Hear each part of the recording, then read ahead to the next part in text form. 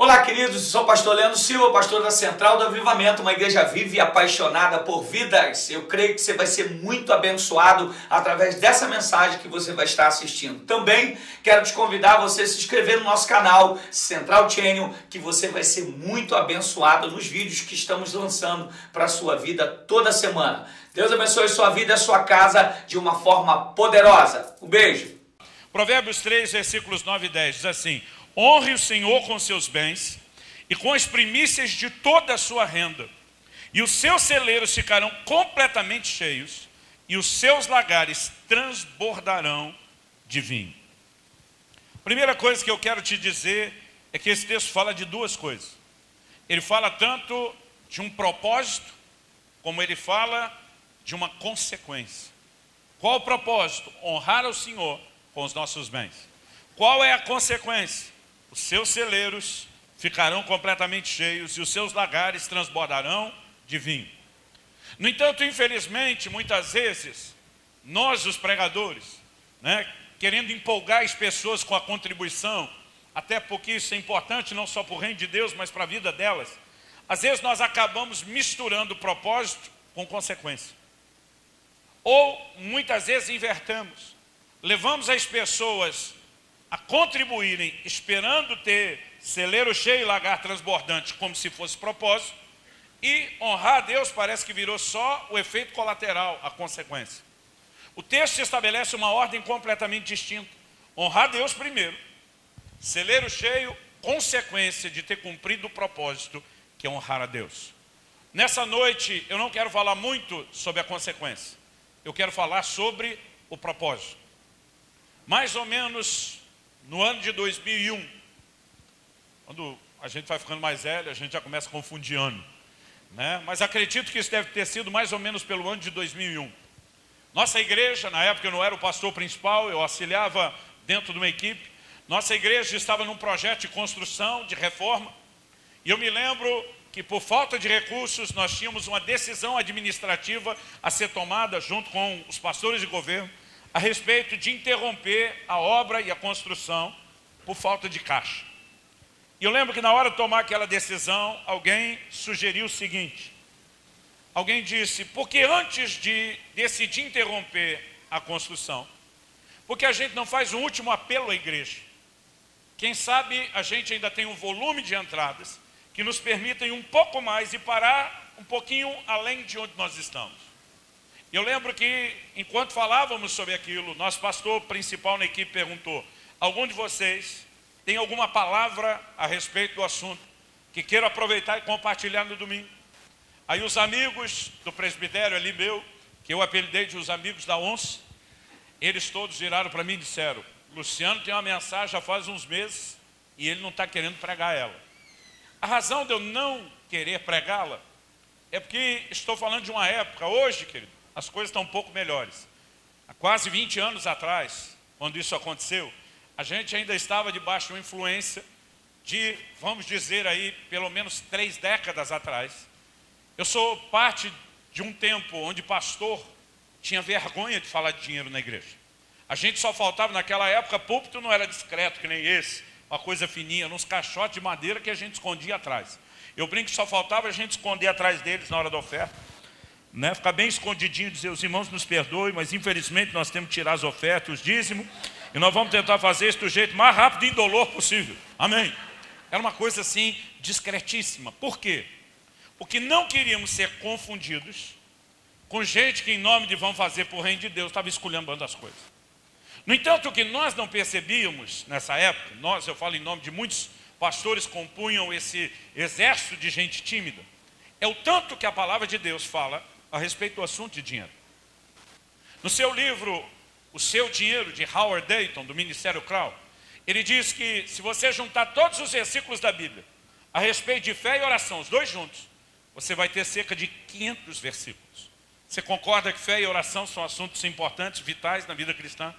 500 versículos juntando os dois assuntos, sobre dinheiro, bens, riquezas e posses.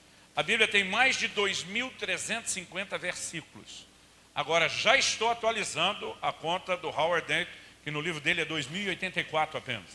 mais de 2.350 versículos. Em quase metade das suas parábolas, Jesus tocou no assunto de bens, riquezas, dinheiro ou posses. Na verdade, a Bíblia fala mais sobre esse assunto quase do que sobre salvação. Pasmem os senhores e senhoras e as senhoritas. Quando a gente olha para a palavra de Deus, há um volume tão grande de informação que nos leva a uma única conclusão. Deus não queria tanto silêncio da nossa parte a respeito do assunto, porque se o assunto não for ensinado, não haverá conhecimento e o seu povo perece por falta de entendimento. Então, eu comecei a perceber com o tempo que Deus queria que a gente trouxesse um ensino claro, consistente, maduro da palavra sobre esse assunto. Mas naquela época, eu fazia de tudo para evitar. E quando meus amigos disseram, Luciano, tem uma palavra que Deus deu para ele no começo do ano e não pregou ainda. Meu pastor olhou para mim e falou, está escalado para pregar no próximo domingo. E eu fiquei apavorado, porque era o tipo de assunto que eu não queria ter que falar. Eu tinha toda a ordem da palavra na minha cabeça. Eu só não tinha o texto inicial, o ponto de partida. Eu não digo que ninguém seja obrigado a ter que pregar dessa forma, mas me chama muito a atenção quando a Bíblia diz que Filipe vai evangelizar aquele eunuco, aquele etíope, em Atos 8. E a Bíblia diz assim, e começando daquela escritura, lhe anunciou a Jesus. Essa ideia de que você parte de um texto bíblico para poder desenvolver uma ideia que ela é toda bíblica, ela de alguma forma me pegou desde o início do meu ministério de pregação e ensino. Então assim, eu tinha todo o contexto, mas eu não conseguia achar aquele texto que fosse o melhor pontapé inicial, algo que ditasse o trilho e o tom da conversa. Então agora com a responsabilidade de pregar, eu lembro que eu passei aquele domingo orando. Primeiro eu orava para ter coragem de tocar no assunto, ensinar e pregar aquilo. Segundo, eu orava pedindo a Deus que Ele me desse o texto, porque eu tinha a estrutura toda da mensagem, mas eu não tinha o texto inicial. Enquanto eu estou lá orando, o Espírito Santo uma hora falou comigo, Provérbios 3, versículos 9 e 10. Eu meio que já lembrava o que estava, mas vim checar. E quando conferi, era esse texto que nós lemos. E eu pensei, tem tudo a ver com a mensagem que eu tenho para pregar. Foi nessa hora que Deus me surpreendeu, falando comigo de um jeito que não parecia ser jeito de Deus falar com os crentes. O Espírito Santo disse, se você pensa que vai usar o meu texto para pregar a sua mensagem, você está muito enganado. Eu levei um susto. Eu falei, até agora eu estava te pedindo um versículo que fosse o texto para pregar a mensagem. Ele diz, eu não te dei o versículo para isso. Ele diz, a partir desse versículo nós vamos ter uma conversa franca. Primeira pergunta que ele me fez, por que é que você vai pregar sobre finanças na igreja hoje? Eu falei, porque teu povo precisa aprender essas coisas. Ele falou, eles precisavam aprender desde o início do ano, quando eu dei a mensagem, e você não quis pregar. Por que você resolveu pregar lá agora? Porque o caixa da construção está baixo, e vocês precisam de dinheiro. Eu já fui me defendendo, o dinheiro não é para mim, é para você. Como quem diz, não tem nenhum interesse nisso, e sou eu que vou botar a cara para passar vergonha ainda. O Senhor falou ao meu coração, todas as vezes que você faz da contribuição uma mera forma de levantar recursos para um projeto, você está roubando de mim a adoração que me é devida, e você está roubando do meu povo o lugar de bênçãos onde ele poderia entrar, se entendesse o verdadeiro propósito da contribuição que você nunca ensinou. Irmão, pensa numa tarde tensa. Foram horas com a cara prostrada no chão chorando, Deus me esfregando o versículo da Bíblia atrás do outro na minha cara e me corrigindo. Eu tenho uma versão sem cortes para pastores. Para vocês vou trazer uma versão mais amena, mas naquele dia eu pensei, não é justo eu apanhar sozinho. Então até hoje eu estou dividindo a surra 18 anos depois com todo mundo. E a partir do que Deus me ensinou e me corrigiu aquele dia, eu quero compartilhar algo com você.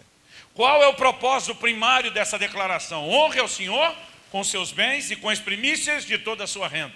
Bens estão envolvidos, mas a ordem aqui não é contribua. A ordem aqui é honre. O ponto central aqui é um só. O assunto a ser discutido é um só. É uma questão de honra. Você pode repetir isso comigo? Diga, é uma questão de honra. Então, o que Deus está apresentando diante de mim e diante de você é o que nós precisamos entender. O interesse de Deus nunca foi na minha e na sua oferta. O interesse de Deus nunca esteve na minha e na sua contribuição. Aliás, deixe-me mostrar um outro texto que esclarece exatamente isso. Vá comigo para Malaquias, capítulo 1. Malaquias capítulo 1, vamos ler do versículo 6 até o 10. Talvez seja mais fácil abrir Mateus e voltar 1. Malaquias, capítulo 1, a partir do versículo 6. O texto sagrado diz: o filho honra o pai e o servo ao seu senhor. Se eu sou pai, onde está a minha honra? Se eu sou senhor, onde está o respeito para comigo? Diz o Senhor dos Exércitos a vós outros, ó sacerdotes, que desprezais o meu nome. Vós dizeis: em que desprezamos nós o teu nome? Ofereceis sobre o meu altar pão imundo, e ainda perguntais: em que te havemos profanado? Nisto que pensais, a mesa do Senhor é desprezível. Quando trazeis animal cego para o sacrificardes, não é isso mal?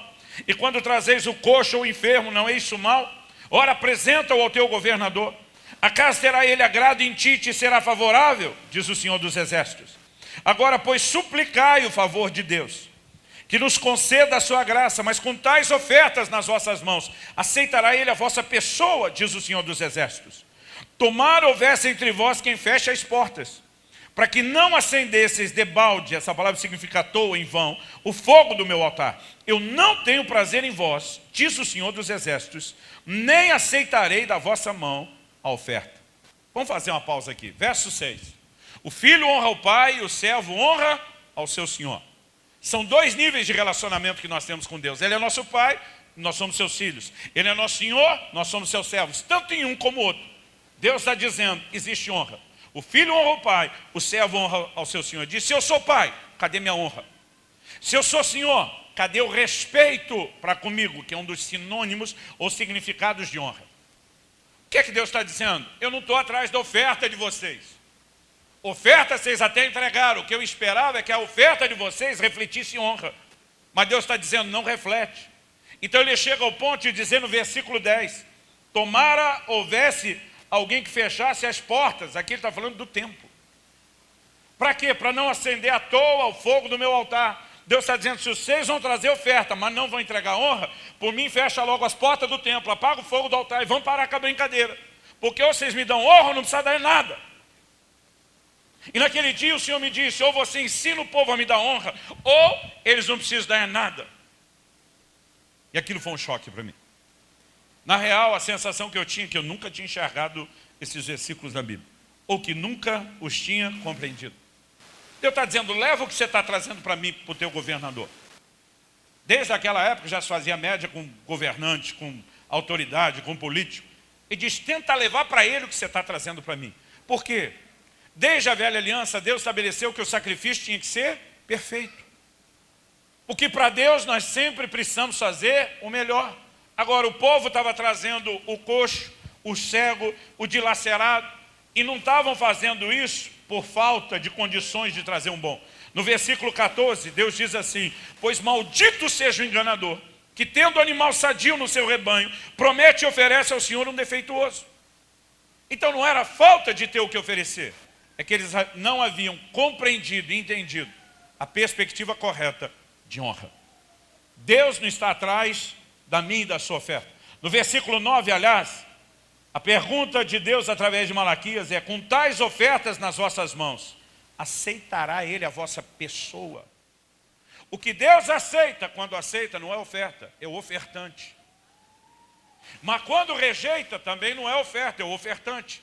Gênesis 4 diz, Deus se agradou de Abel e da sua oferta. A oferta vem depois. Mas não se agradou de Caim e da sua oferta. A oferta vem sempre depois do ofertante. Porque a oferta, ela reflete muito mais do que a entrega de uma coisa qualquer. Ela deveria ser a declaração de algo que rege a nossa relação com Deus. Ela deveria expressar honra, porque o que Deus quer não é oferta. Irmão, se o que Deus quisesse fosse oferta, qualquer oferta deveria agradá-lo. Mas por que é que ele rejeitou a oferta de Abel? Se o interesse dele fosse na oferta, pega a oferta, sorri e fique feliz, ponto final. Mas o que nós não entendemos é que o interesse de Deus nunca esteve na oferta. Se o interesse de Deus fosse na oferta, ele não poderia ter reclamado de Ananias e Safira o que dizer, ter julgado eles. Porque o camarada deu uma boa oferta.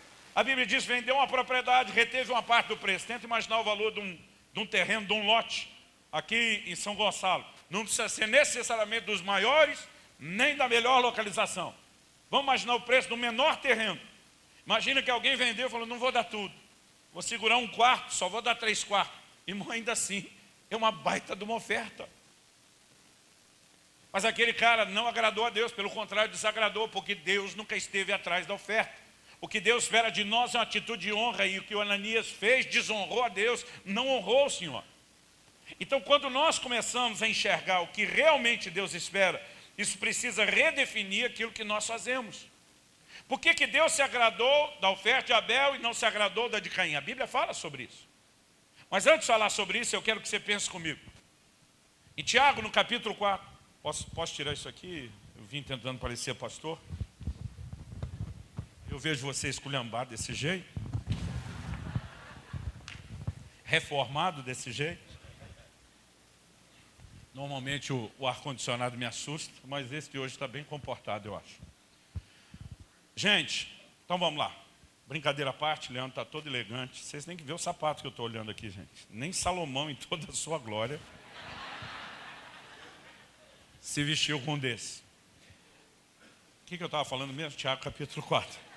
Tiago capítulo 4, versículo 2 diz assim, nada tendes porque não pedis. Tem gente que não recebe de Deus porque não pede. Então isso nos faz concluir que pedir é a coisa certa para se receber de Deus. Concorda comigo? Mas no versículo seguinte, Tiago 4,3, a Bíblia diz assim, pedis e não recebeis porque pedis mal. Mas pedir não é a coisa certa para receber de Deus? É. Mas se fizer a coisa certa do jeito errado, não funciona. Então isso é algo que nós temos que entender na Bíblia. Vamos dar outro exemplo além de oração, a ceia do Senhor. Paulo diz em 1 Coríntios 10,16, ele chama de o cálice da bênção.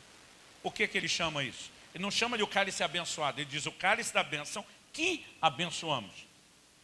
Mas o cálice tem bênção. Participar da mesa do Senhor, da ceia do Senhor, traz bênção. Mas para que haja bênção, você tem que fazer a coisa certa, do jeito certo. Paulo diz, examine-se o homem a si mesmo, e assim coma do pão e beba do cálice. Pois qualquer que comer ou beber de modo indigno será réu de juízo. A mesma ceia que pode ser bênção para um, será maldição para outros.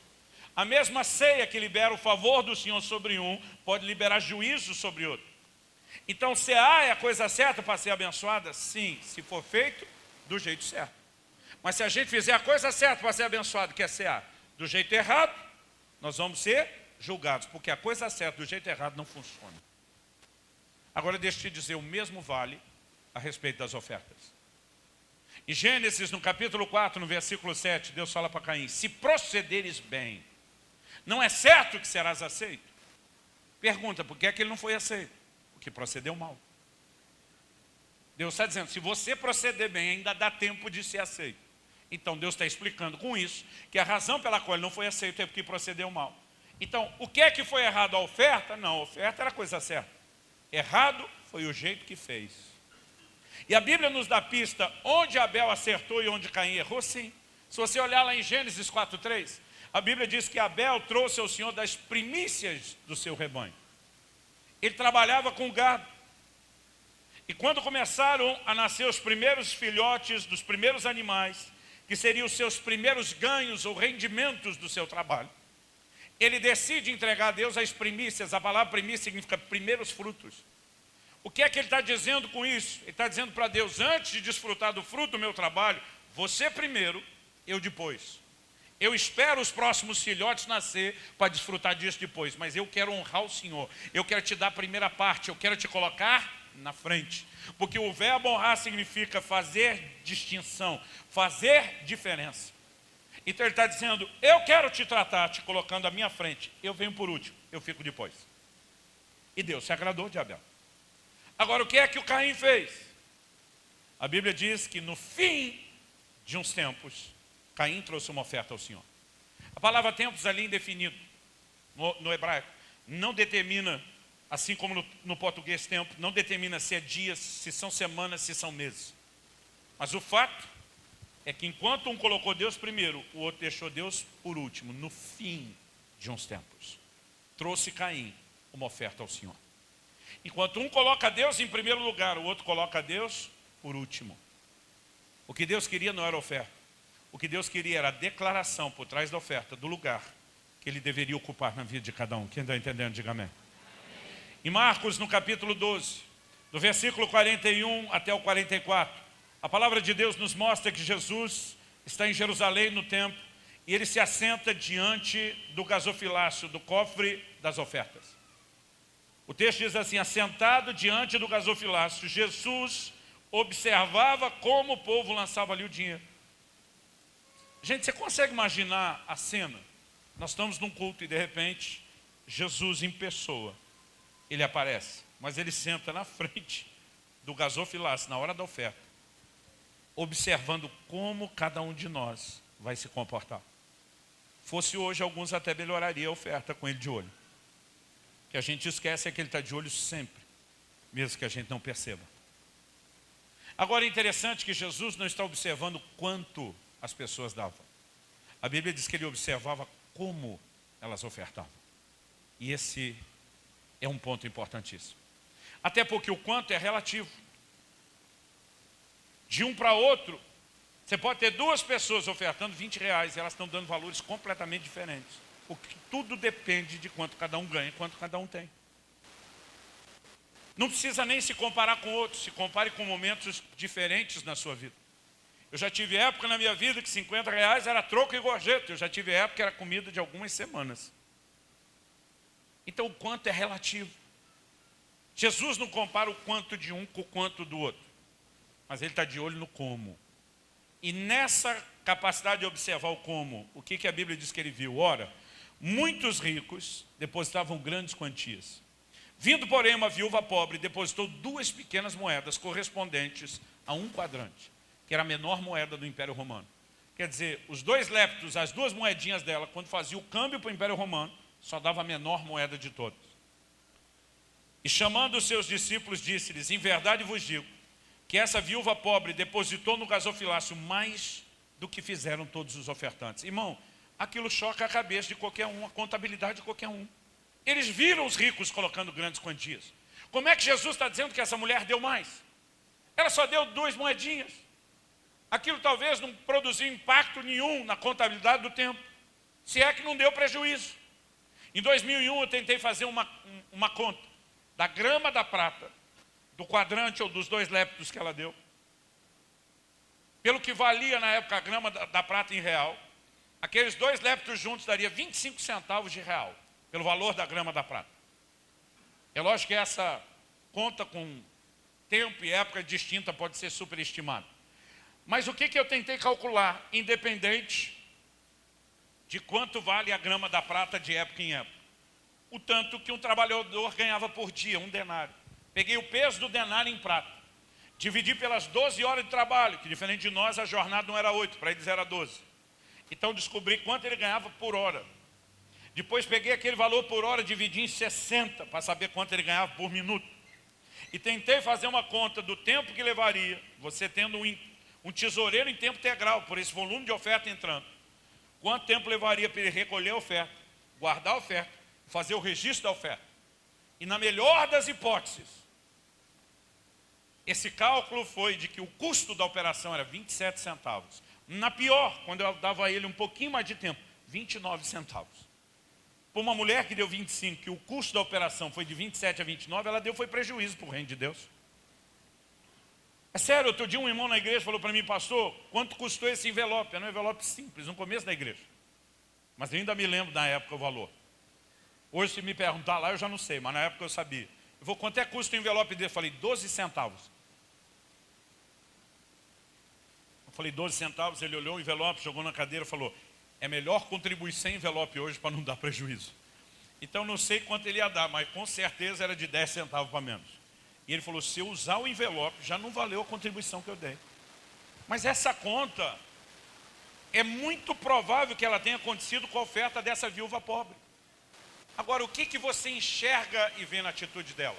Que Jesus está elogiando o comportamento dela. Jesus está dizendo que ela fez mais do que os ricos. Por quê? Porque ele não olhou o quanto na perspectiva humana e da contabilidade. Olha aqui comigo, verso 44. Porque todos eles, os ricos, ofertaram do que lhes sobrava. Ela, porém, da sua pobreza, deu tudo quanto possuía, todo o seu sustento. Os ricos deram bastante no prisma da contabilidade, mas Jesus olhou e falou, deram do que sobrava. Jesus olha para essa mulher que o impacto na contabilidade foi pequeno, mas faz uma declaração importante para ele. Ela deu todo o seu sustento. Preste atenção em algo. Deus não está interessado na sua sobra. O que sobra não reflete honra. Aliás, a maioria hoje em dia não consegue nem fazer sobrar. Tem gente que inclui Deus quando sobra. Tem gente que nem inclui Deus porque não sobra. Honra, querido, não é tentar dar a Deus a sobra se é que sobrou. Então o que nós temos aqui é Jesus observando o que Ele realmente espera de nós. Não é quanto eu e você entregamos. É onde Ele entra na nossa história. Se Ele está em primeiro lugar ou se Ele está por último. Entender isso é uma chave importantíssima. Quando eu olho para o ensino da palavra de Deus, eu de fato percebo que, de uma maneira muito clara, Deus tenta nos mostrar o tempo todo que o interesse dele não é na oferta. Eu me lembro que naquele dia, quando Deus me corrigiu, Ele falou comigo, eu não quero que você faça o que alguns amigos seus, você já viu fazer. Eu me lembro de alguns colegas tentando incentivar o povo na hora da oferta, dizia, naquela época ainda tinha, hoje nem tem mais a nota de 1, é só a moeda. Eu via eles dizendo, não vem com a nota de 1 não. Talvez a intenção deles fosse boa, mas era uma declaração que nenhum deles tinha o direito de fazer. Irmão, eu me lembro de um culto que eu estava. Eu ofertei R$2 apenas. Eu tenho certeza que aquilo não produziu muito impacto na contabilidade da igreja. Mas sabe o que aconteceu? Eu tive que andar 2 horas a pé, no frio, porque era o dinheiro do ônibus que eu tinha para voltar para casa. O que eu dei para Deus não foi os R$2 que não pagava a conta. O que eu dei para Ele foi minha condução, foi dizer que Ele era mais importante do que o meu conforto da volta. Aquela declaração naquele momento, não eram os R$2 na contabilidade, era tudo que eu tinha. Eu já estive em eventos, onde tudo que eu podia para participar do evento era locomoção, uma hospedagem simples na casa de alguém, e muitas vezes ofertava e ficava sem comer no evento, para não deixar de ofertar. A oferta não era grandes coisas, mas o valor da refeição significava algo para Deus. Quando um gordinho deixa de comer, irmão, vale mais do que um magrinho, pode ter certeza disso.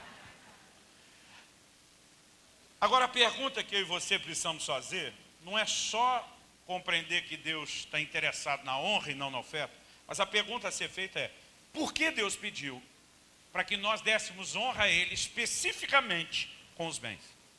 Há outras formas de honrar a Deus.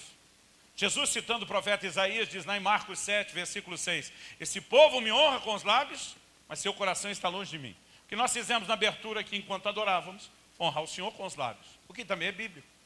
O livro de Hebreus chama isso de sacrifícios de louvor, que é o fruto de lábios que confessam o seu nome. Mas em nenhuma outra área Deus foi tão específico pedindo honra como Ele foi em relação às finanças. Então, nós precisamos entender por que Ele quer ser honrado com os bens. Por que Ele quer ser honrado com as primícias da renda. Onde o dinheiro ou as coisas materiais entram nessa história. E é aqui que nós temos que entender muito bem algo.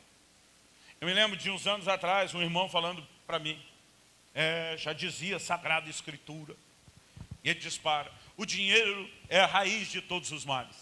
Eu lembro que eu falei para ele, a Bíblia não diz isso, diz, não diz, diz, não diz. Aí começou a discussão. Falei, me mostra onde diz.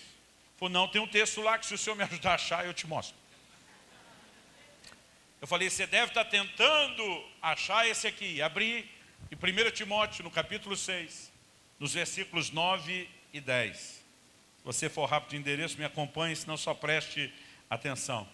E o texto de 1 Timóteo 6, 9 e 10 diz o seguinte, ora, os que querem ficar ricos caem em tentação e cilada, e em muitas concupiscências insensatas e perniciosas, as quais afogam os homens na ruína e perdição.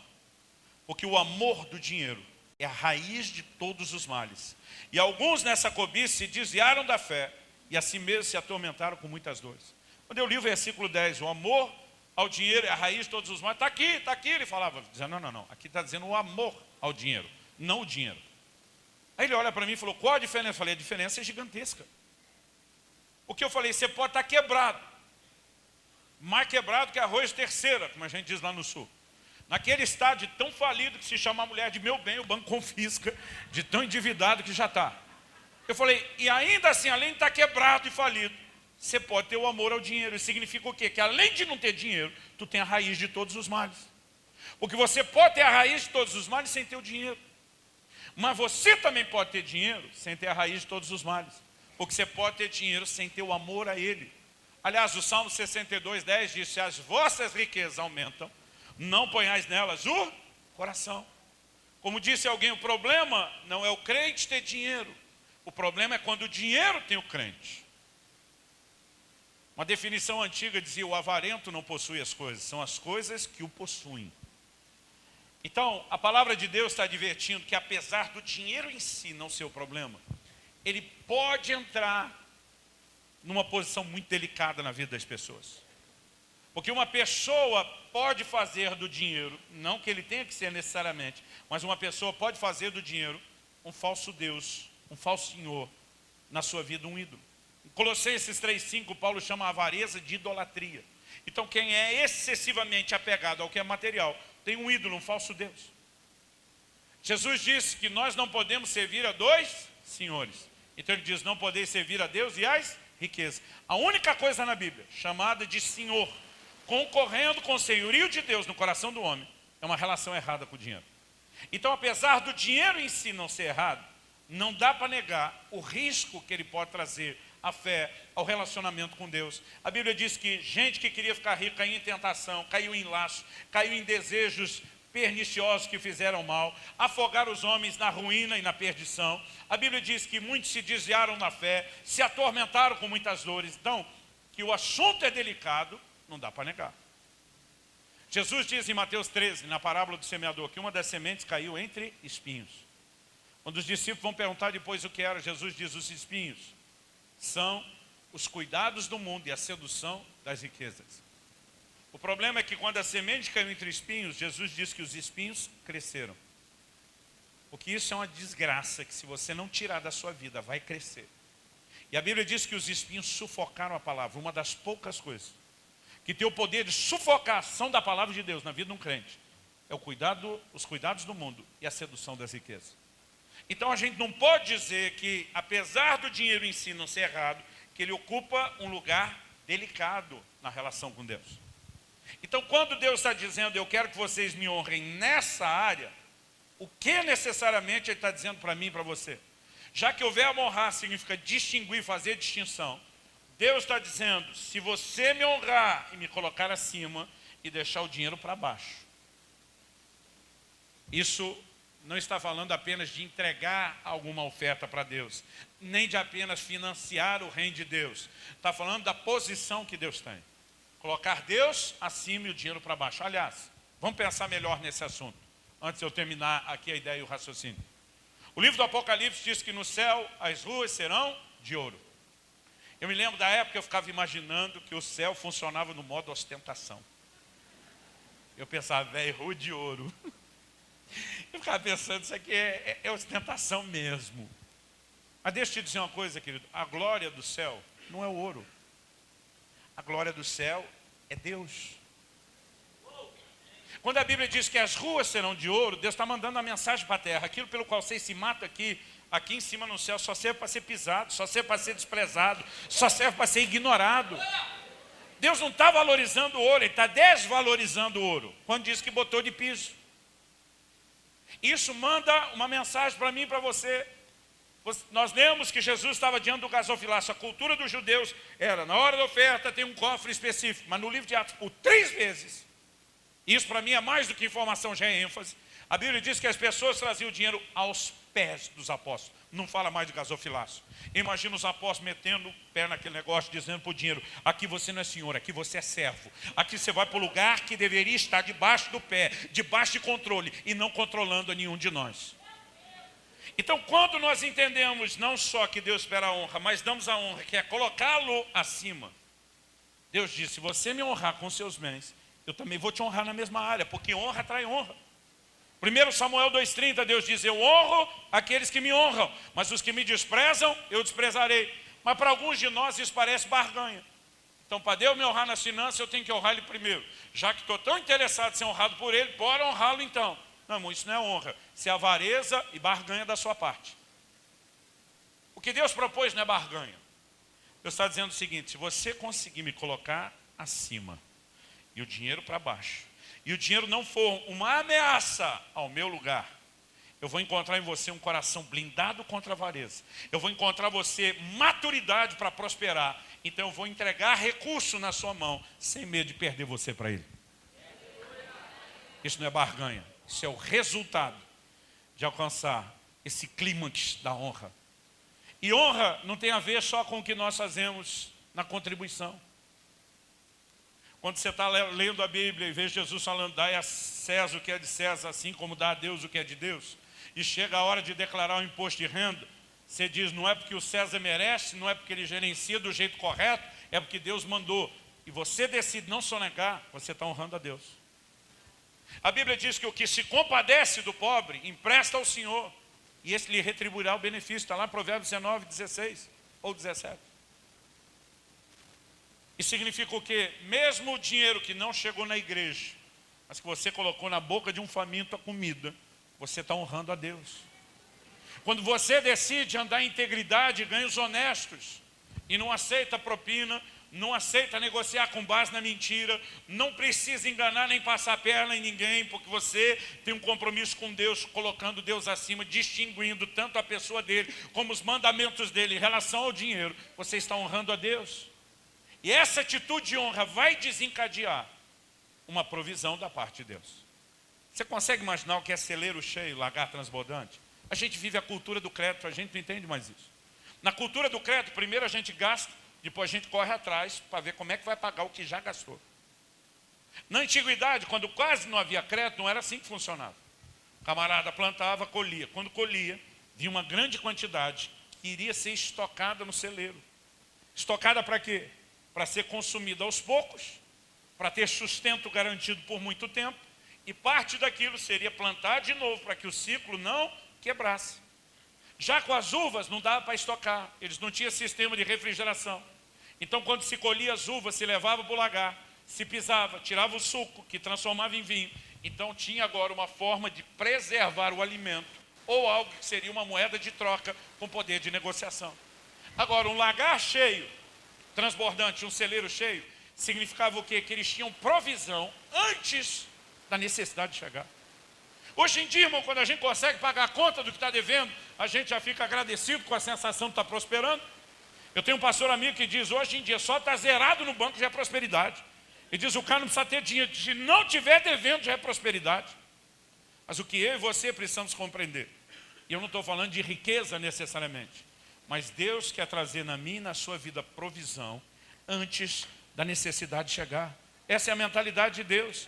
Quando Deus envia o profeta Ágabo para dizer que haveria uma fome que ia atingir especificamente os crentes da Judéia, por que é que Deus falou isso antes de acontecer? Porque ele é fofoqueiro, não consegue guardar segredo? Claro que não. Ele queria que os irmãos começassem a se mobilizar e levantar a provisão antes da necessidade de chegar. Você consegue imaginar isso? A fome nem tinha batido na Judéia. Deus já estava despertando gente, mobilizando igrejas para trazer a provisão de um problema que ainda ia aparecer.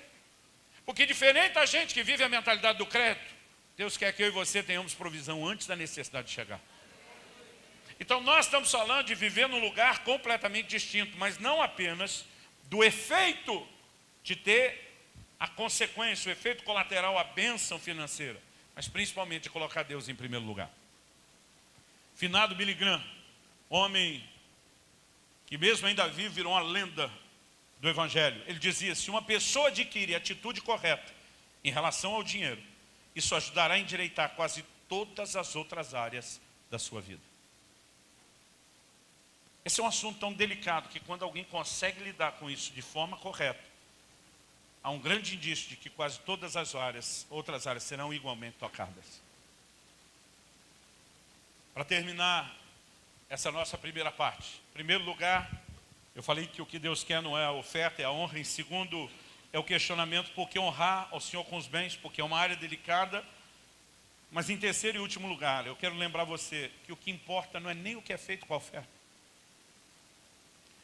Muitas vezes nós pensamos demais no que será feito com a oferta, a ponto de esquecer para quem estamos ofertando. Então vamos pensar aqui um pouquinho em algo. Em Malaquias, no capítulo 1, quando Deus protesta que esse povo estava trazendo o animal defeituoso, a gente tem que entender o seguinte: ele não está falando com um bando de desviado que não queria nada com Deus.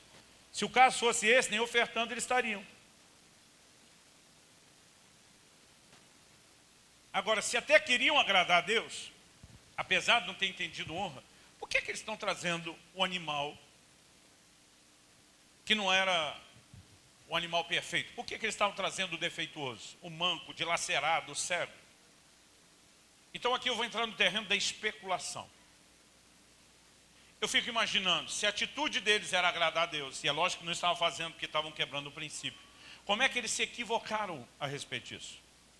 Eu imagino que eles começaram a discutir se o animal tinha que ser ou não perfeito, à luz do aspecto prático.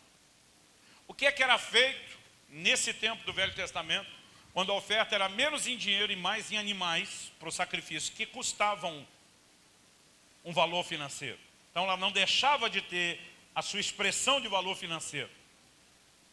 Mas na parte prática, o que era feito com o animal? O sacerdote imolava, matava o animal, esfolava ele, arrancava a pele, cortava ele em pedaços, a gordura era separada para ser queimada no altar, mas a carne que era queimada, você tem que entender que o altar era uma churrasqueira, com grelha e tudo. A carne era comida depois. Uma parte do sacrifício era comida pelo sacerdote e a sua família, e o resto pela família do ofertante. Quando a Bíblia diz que Eucana, o pai de Samuel, dava porção dobrada a Ana, é porção dobrada do churrasco, gente. Agora, imagina que no aspecto prático, não espiritual, está todo mundo olhando para o animal e pensando, vai virar churrasco mesmo. Aí o camarada está lá em casa, imagina que ele olha, de um lado tem aquele animal perfeito, do outro, um mancozinho ou um cego. Na hora desse cara vender esses dois animais no mercado lá de fora, é lógico que o animal perfeito pega um valor muito maior. Mas eu imagino ele olhando para aquele animal cego, que não ia vender bem, e pensando, vai virar churrasco mesmo. Qual a diferença se o bicho enxerga direito, se é cego ou se é míope? Imagina agora você comendo um pedaço de picanha, aleluia. Eu falo nela, parece que ela aparece na minha frente. Aí você corta um pedaço daquela picanha, não sei como você gosta, eu gosto no ponto. Aí você põe ela na boca, ó. Aí de repente você diz assim, que maravilha. Mas você fala, pena que o bichinho era cego. Irmão, quem consegue perceber isso? Eu, há 50 quilos atrás, que eu já pesei, eu tinha superpoderes no meu paladar. Eu dizia para as pessoas, se me dá um copo de Coca-Cola, eu dou um gole, eu te digo a embalagem. Se ela é vidro, se ela é lata, se ela é plástico mole ou plástico duro. Alguém falou, e a máquina? Eu falei, a máquina é covardia, qualquer criança sabe a diferença. Aí eu falei isso num culto, não sei aonde encaixou o exemplo. Quando terminou o culto, fui para a casa de um irmão da igreja com o pastor. Quando chega, tem um monte de gente em volta de uma mesa. Quando eu vou me aproximando, o povo vai abrindo. E quando eles vão abrindo, não tem nada na mesa, a não ser um copo de Coca-Cola. O pastor olha para mim e diz, hora da verdade, do tira-teima. Aí eu lembro que eu pego aquele copo, dou um golinho. Falei para eles, a Coca é de uma garrafa PET de 2 litros, plástico mole. Falei, mas esse pinguinho de Pepsi Twist Light que alguém colocou aqui achando que eu não ia perceber é ridículo. Aí um cara do lado falou, cruz credo. Aí eu vi que ele estava meio assustado, já embalei na brincadeira, falei, e pega a garrafa que eu vou dar o código de barra. Eu sabia de cor isso, né? O irmão que não sabia que eu sabia de cor, pegou, eu dei mais um gole, falei o código de barra. O sangue de Jesus tem poder, disse um. Eu já tive esse tipo de superpoderes. Agora, nem com isso, provando um pedaço da picanha, eu ia conseguir dizer se o bicho era ou não era cego. Porque não muda o gosto da picanha, gente. Então, se não muda na prática, por que é que eu tenho que entregar o pão que vale mais lá? A questão não é entregar o melhor pelo gosto do churrasco. É para quem você está entregando. É a mensagem que comunicaria. Quando você olha e diz, Deus, eu sei que esse bichinho bom no mercado vale mais e esse vale menos, mas eu me recuso a te dar o que vale menos. Porque isso aqui está falando do valor que o Senhor tem para mim. Então eu quero te dar o melhor, eu quero te honrar. Mas eles deixaram de entender isso. Por quê? Porque começaram a pensar no que seria feito com a oferta. Eu me lembro de um culto, no início da nossa igreja, primeiro ano, 2005. Dezembro, lá em Curitiba. Curitiba faz frio. Frio é uma coisa que vocês não sabem que existe, mas existe, gente. Frio para alguns aqui é só o ar-condicionado, 17 graus. Ele diz, meu Deus, como está frio. Né? Você está convidado a pegar uma geada dessa uma hora com a gente. Não precisa nem ser negativo, um 0 grau, só para doer o osso. Então, vamos aqui pensar o seguinte, apesar de Curitiba ter frio, tem pelo menos 3 meses do ano que nós temos calor aqui no verão. Calor assim, nossa temperatura máxima nos últimos 10 a 15 anos, acho que é 35 graus, que para nós é muito quente. Aí nós estamos num dia desse, um domingo à tarde. Nosso culto era 6, horário de verão era o equivalente a 5 horas.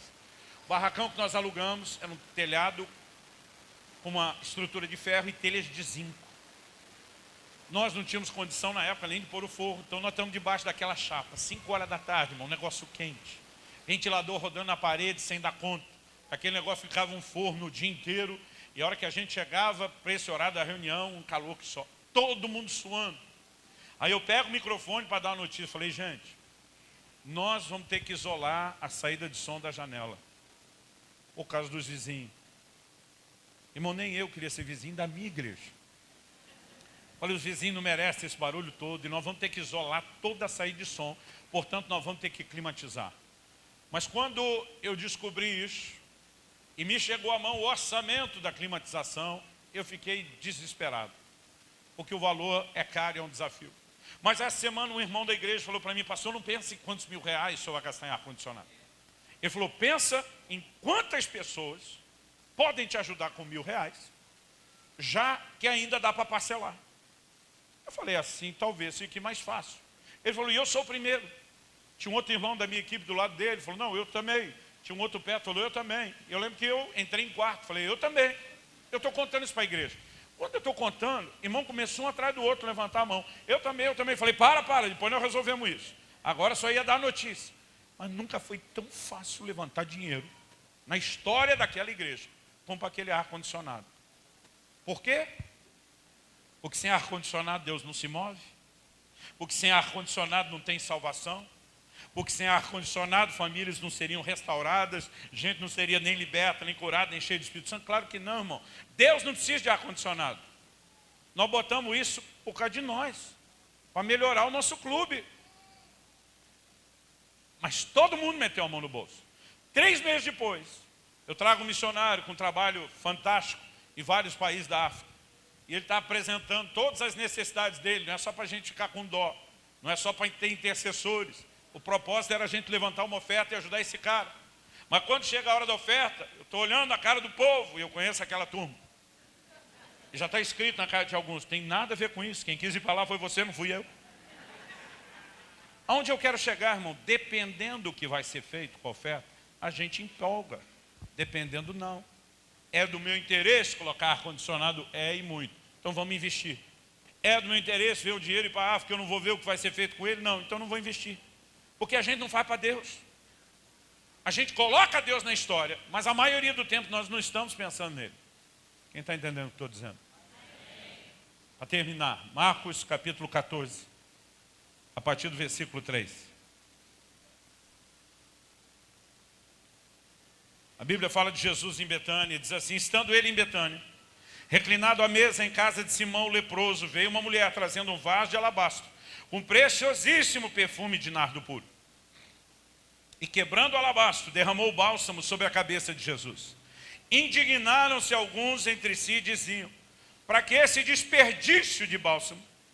Porque esse perfume poderia ser vendido por mais de 300 denários e dar-se aos pobres.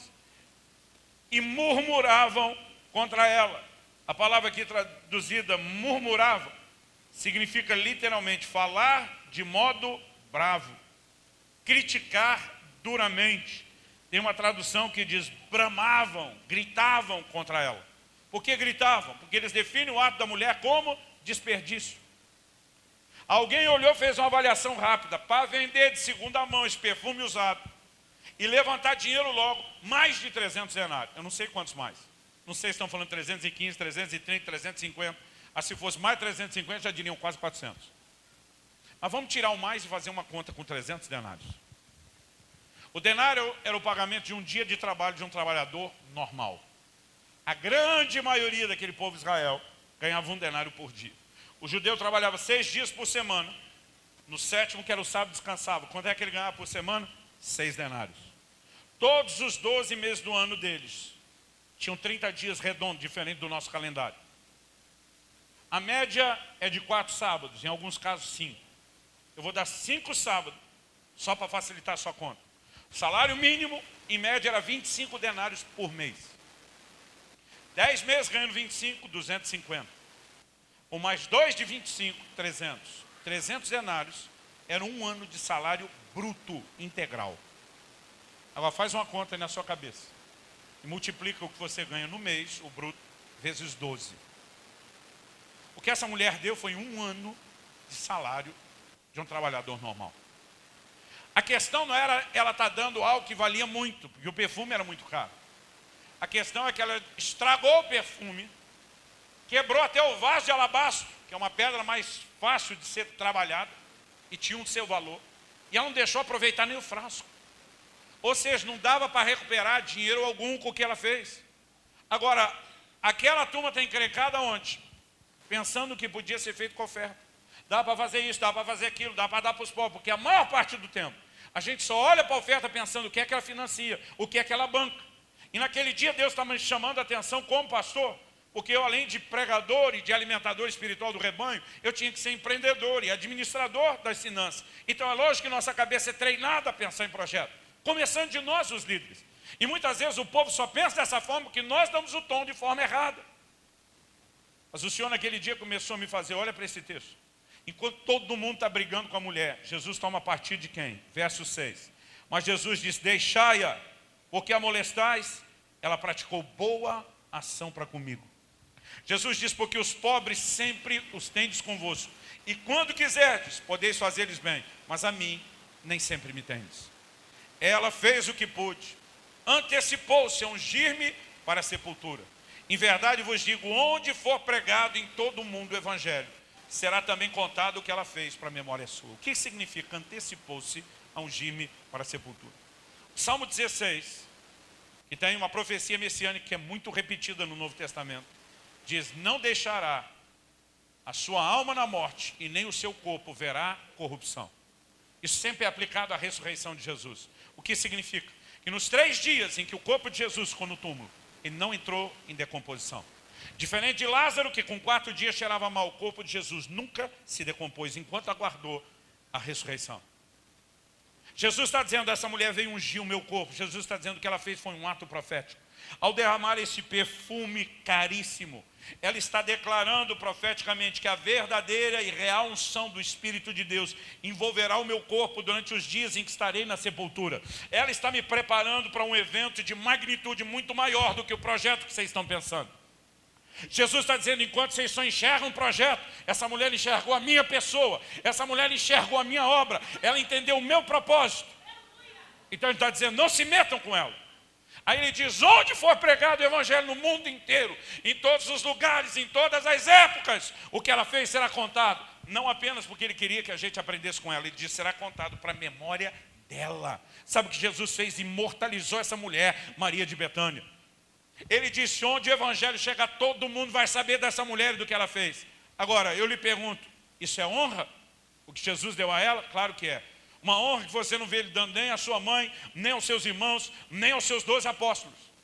Agora, se ele honra os que o honram e honrou essa mulher dessa maneira, a lógica nos remete ao fato de que então ele se sentiu muito honrado pelo que ela fez. Honrado porque alguém enxergou a pessoa e não o projeto. Quem está entendendo, diga amém. Nós precisamos aprender a entrar nesse lugar de compreender que mais importante não é o que é feito com oferta, é para quem e por que nós entregamos. João capítulo 12, versículo 6, nos traz uma informação que eu nem gostaria que estivesse na Bíblia, já me envergonhou muito. João diz que Judas, que era o primeiro tesoureiro da história da igreja, era ladrão e metia a mão na bolsa. Um dia eu falei, Deus, desnecessária essa informação. Nós já temos que lidar com desconfiança, já é difícil com toda a honestidade, integridade, manter credibilidade. O Senhor ainda coloca em xeque o primeiro tesoureiro da história da igreja. E Deus honestamente faz isso. E é uma coisa que eu amo na Bíblia. Essa honestidade com que ela apresenta a história de todo mundo. Agora, por que é que Jesus precisava de um tesoureiro? Porque as pessoas contribuíam para o ministério dele. Lucas 8 diz que mulheres ricas o serviam com seus bens.